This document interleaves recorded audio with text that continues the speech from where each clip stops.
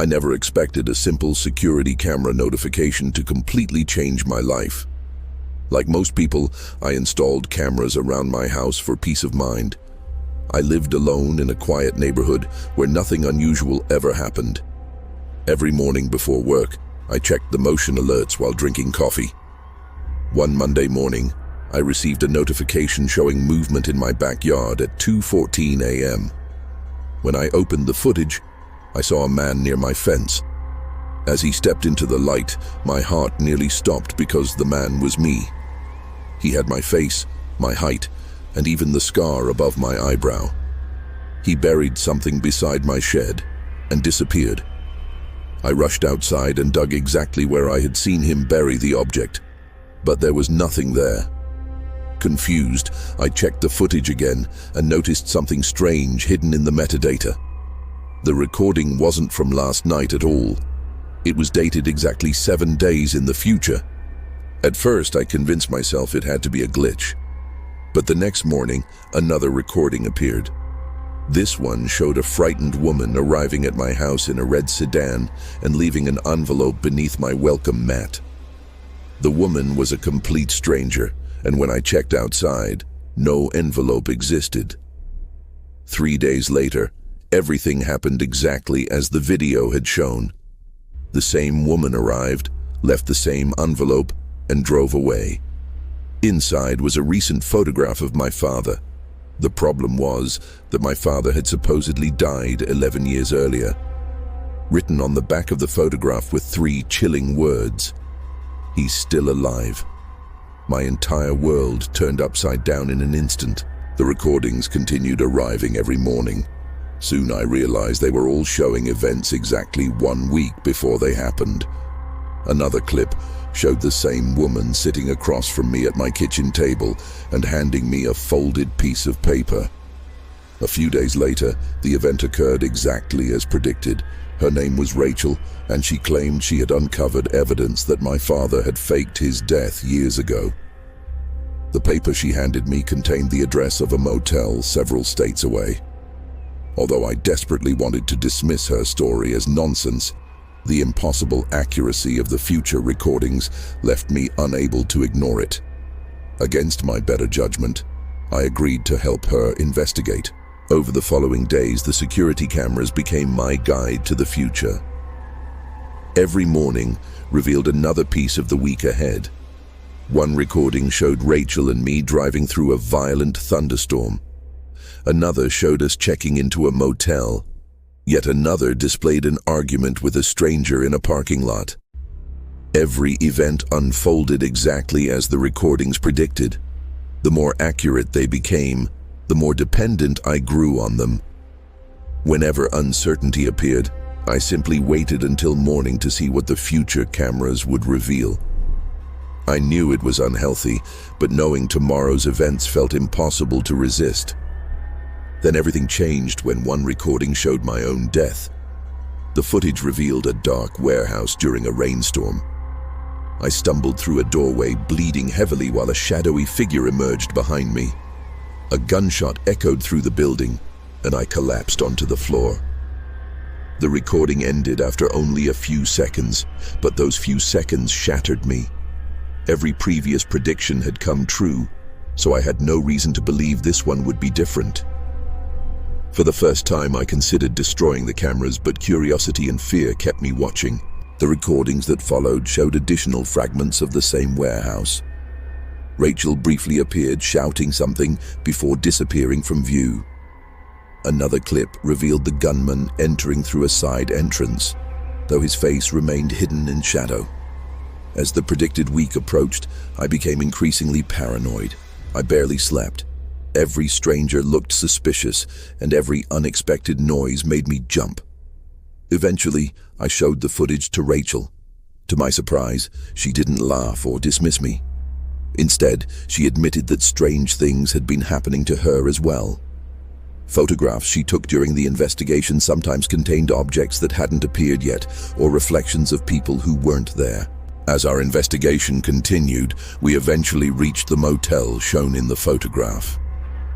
The manager immediately recognized my father's picture and confirmed that he had stayed there many times under different names. It was the first solid proof that Rachel's theory might be true. Around the same time, one of the future recordings showed someone breaking into my house and stealing backups of the security footage. That terrified me more than the prediction of my death, because it meant someone knew about the recordings. Someone else understood their value. I immediately uploaded copies of every video to multiple secure servers, determined not to lose the evidence. Rachel soon uncovered information connecting my father to a long-abandoned government research facility. Official records described it as a communications project, but hidden documents revealed something much stranger. The facility had conducted experiments involving time perception and future information transfer. One phrase appeared repeatedly throughout the documents: echo window. The name seemed meaningless at first, but that night, another future recording appeared. It showed the warehouse from my death prediction, and painted across one wall in massive black letters were the words echo window. Suddenly, the investigation felt far more dangerous than either of us had imagined. The next future recording finally showed my father alive. He appeared older but unmistakably real. He entered a motel room and looked directly toward the camera. Somehow, despite the lack of audio, I could clearly read his lips. He said only 3 words: "Don't find me." I replayed the footage repeatedly, but it changed nothing. After spending 11 years believing he was dead, I needed answers. A week later, Rachel and I located him exactly as the recording predicted. The moment he saw me, his face turned pale with fear. Instead of asking how I found him, he asked a far more disturbing question. "How many future recordings have you seen?" My father finally revealed the truth. Decades earlier, he had worked at the Echo Window facility, where scientists accidentally created technology capable of receiving fragments of information from the future. At first, the discovery seemed revolutionary, but people quickly became obsessed with knowing what was coming. Some learned about disasters before they occurred, while others saw their own deaths. Eventually, researchers discovered something horrifying. The future wasn't fixed. Attempts to avoid predicted events often caused even worse outcomes. The project descended into chaos, leading to numerous unexplained deaths before being officially shut down. According to my father, Echo Window never truly disappeared. Fragments of its technology survived and occasionally connected themselves to modern digital systems. Somehow, my security cameras had become linked to the phenomenon. He confessed that he had faked his death because powerful individuals continued researching Echo Window in secret. Worse still, they were hunting anyone connected to the original project. The warehouse from my recordings belonged to them. As he spoke, I realized that every step Rachel and I had taken had been leading us directly toward those people. The final week arrived, and each new recording revealed more details about the approaching confrontation. We attempted to avoid the future by changing routes, canceling meetings, and altering our plans. None of it worked. The events adapted around our decisions, always steering us back toward the same destination. It was exactly as my father had warned. No matter what we did, the warehouse remained at the center of everything. The future seemed determined to happen. On the night of the predicted confrontation, rain poured from the sky, exactly as shown in the recordings. Rachel and I followed one final lead into an abandoned industrial district. The moment I saw the warehouse, I knew we had arrived at the place from my death footage. Before we could leave, several vehicles blocked the road behind us. Armed men emerged and surrounded the area.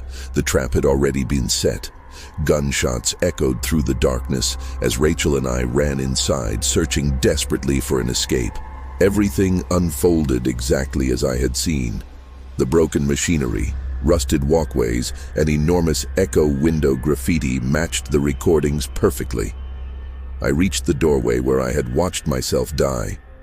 The shadowy gunman appeared behind me, just as predicted. I heard a weapon being raised and braced myself for the gunshot. Then something unexpected happened. Another shot rang out first. The gunman collapsed. Standing behind him was my father holding a pistol. For a brief moment, I believed we had changed fate. But then I saw blood spreading across my father's chest. The gunman had fired before falling. My father collapsed into my arms and whispered, "You were never supposed to see the future," before dying. In the aftermath, the organization behind Echo Window seemed to vanish overnight. Buildings were abandoned, records disappeared, and every trace of the project was erased. Officially, none of it had ever existed. Rachel and I eventually returned home and tried to move on with our lives. For nearly a year, everything seemed normal. The future recording stopped completely, and I slowly convinced myself that the nightmare was finally over. Then one morning, a motion alert appeared on my phone. The footage showed my backyard in broad daylight. A man stood beside the shed. At first, I didn't recognize him. Then he turned toward the camera, and I realized I was looking at myself. Except this version was at least 20 years older. He stared directly into the lens and held up a piece of paper. Written across it were 6 terrifying words. "This isn't the real timeline." The recording ended. Seconds later, another alert appeared. Then another. Hundreds of recordings flooded my phone simultaneously. Thousands of future moments, decades of possibilities, and countless alternate lives poured into the system all at once. As I watched the impossible flood of footage appear, I realized the horrifying truth. Echo Window had never been destroyed. It had finally opened completely, and somewhere within those endless futures, something had already noticed me watching.